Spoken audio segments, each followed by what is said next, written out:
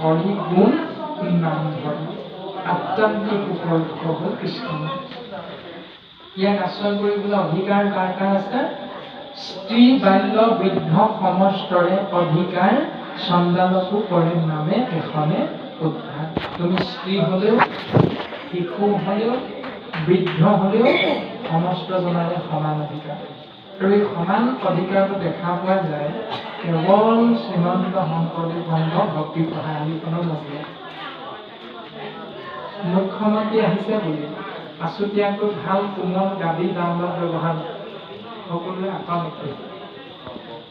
কিন্তু বাকী সমাজত বোলে তুমি শিশু হৈ আছা, এতিয়া তুমি এই 50 বা 60 ঊৰ্ধৰ দেউতাসকলৰ কাষত বহি তুমি নাম ল'ব নোৱাৰা। বাকী সমাজত এইটো আছে।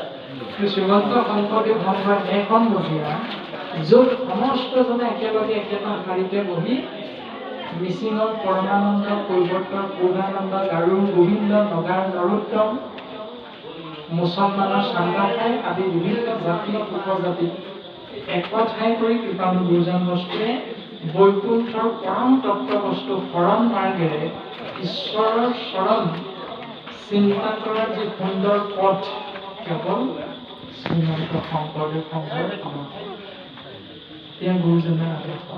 যদি আমি সুন্দৰভাৱে সমাজখন গঢ়িব বিচাৰোঁ, এই সমাজত যদি আমি অন্তৰ্ভুক্তি হওঁ, নিশ্চিত ৰূপত আমি আমাৰ সমাজখন, গাঁওখন সুন্দৰভাৱে আমি চলাই নিব পাৰিম। আমি ভাগ মাত্ৰ সেৱাহে সবাৰ চৰণত আগবঢ়াই দিয়া হৈছে। কৃষ্ণ নাম।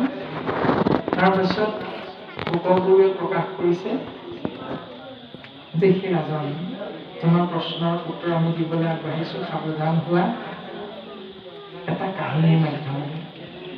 কাহিনীটো কি? তোমাৰ দৰে এজন সসাগৰাই পৃথিৱীৰ ৰজাৰ নাম হ'ল শতাংগ। তোমাতকৈ বহু যুগৰ আগতে পৃথিৱীৰ শাসনকৰ্তাৰ ৰূপত আছিল। কিন্তু তেওঁৰ জীৱন দৰ্শন এনেকুৱা ৰাজন তুমি শুনা,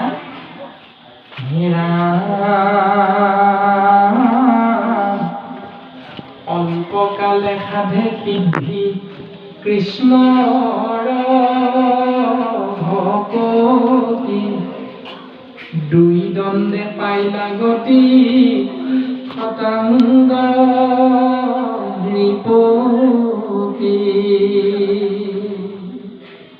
দুই দণ্ডতে গতি পাইছিল শতাংগ নামৰ ৰজাজনে। তেওঁৰ কৰ্ম কি আছিল? দানৱ গণৱ যিনি নৃপতি পূৰ্বত দেৱতাক ৰক্ষা কৰি আছিলে স্বৰ্গ।